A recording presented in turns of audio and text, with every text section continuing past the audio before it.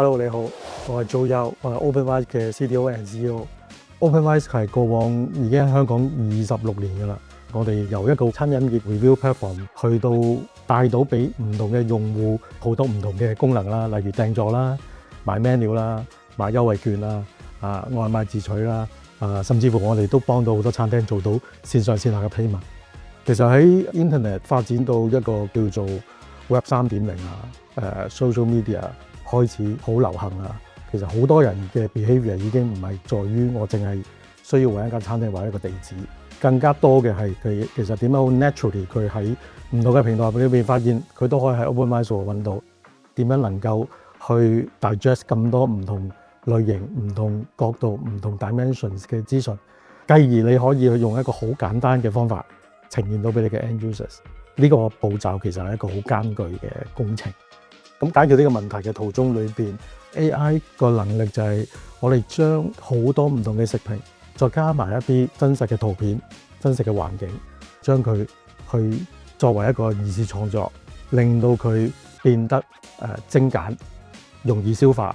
令到 users 一眼睇落去就知道其實呢間餐廳嘅特色係乜嘢，呢間餐廳嘅好處係啲乜嘢，點解我要去呢間餐廳。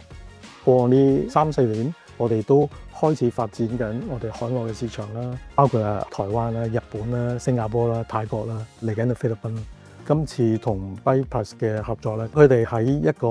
我哋叫 CDN 啦 Cloud 嘅 Computing 裏邊咧，其實都好全面地覆蓋到呢啲唔同嘅國家同埋地區。另外一方面當然喺語言上面咧，英文一啲 local language 同埋尤其是係中文。佢哋喺中文嘅認知上面其實係非常之優越。social media 上面其實佢哋喺串流上面